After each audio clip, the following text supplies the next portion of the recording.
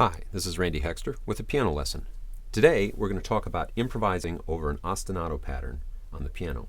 Now an ostinato means a repeating line or a repeating accompaniment figure such as. These type of figures are really good for composing and they can create a really nice texture on the instrument. However, it requires independence to be able to play these. The pattern I'm going to work on today is one from my new CD called Fromage, and the pattern is built out of these 9 chords here.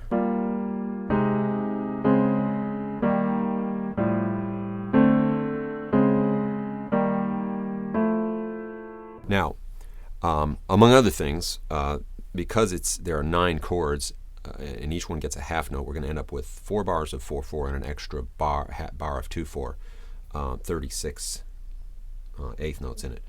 The other thing is I took the chords and broke them up into a rhythmic arpeggiation like this.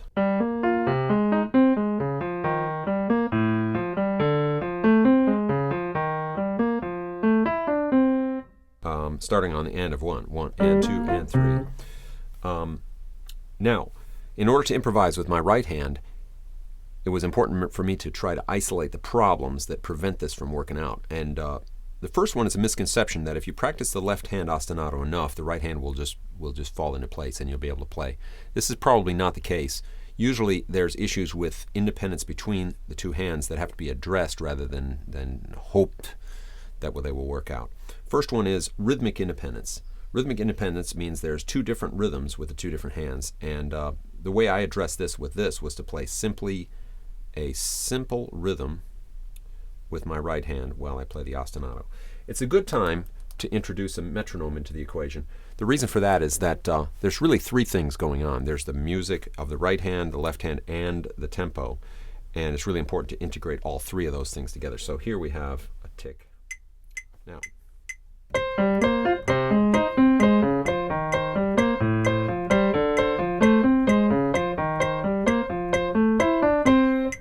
simple enough just to play the quarter notes, and but it is still important to drill that for a while and make sure that you're really comfortable with simple figures in the right hand.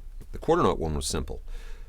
Here's another relatively simple one to play on just the ands of the beats. 1 and 2 and 3 and 4 and.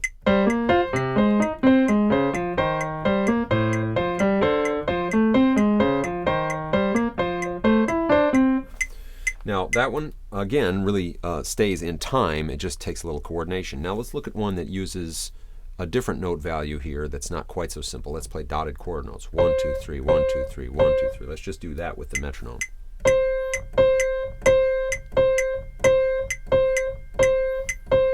As you can see, there are 2 notes for every 3 beats.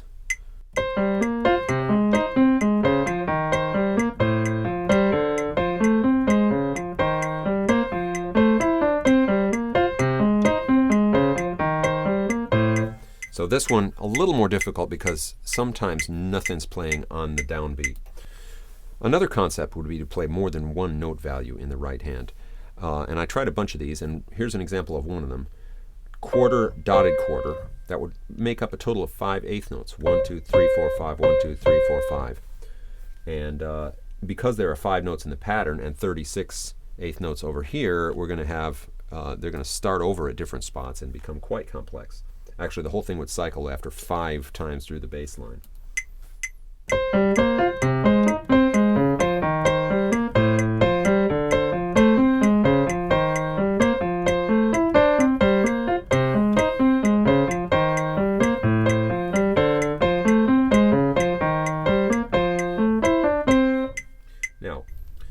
Now we need to deal with the issue of different fingers moving in the different hands in different patterns. Let's start off by assigning 2 notes and playing them back and forth.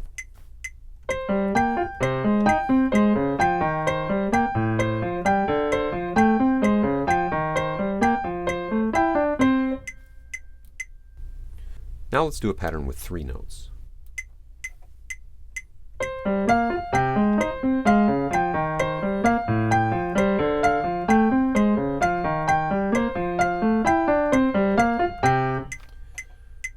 Now we could continue this and do more and more combinations. Let's jump to one that uses 6 notes. 1, 2, 3, 4, 5, 6.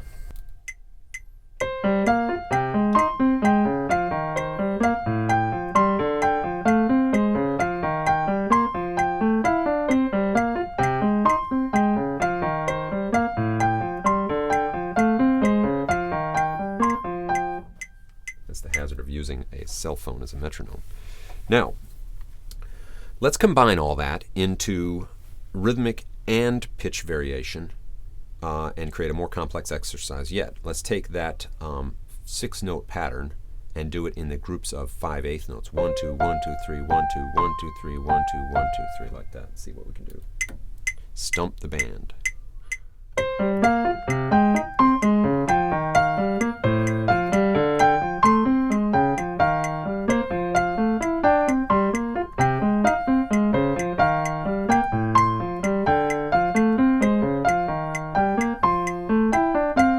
There you go.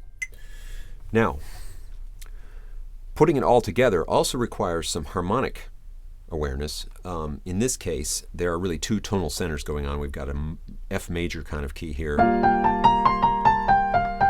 and a kind of minor feeling there. And then there's the individual chords, which I might want to address with some color, like 9th on the G minor chord and so forth. We won't get too much into that harmonic part right now, but assume that I'm using those two basic tonal centers, and let's just improvise.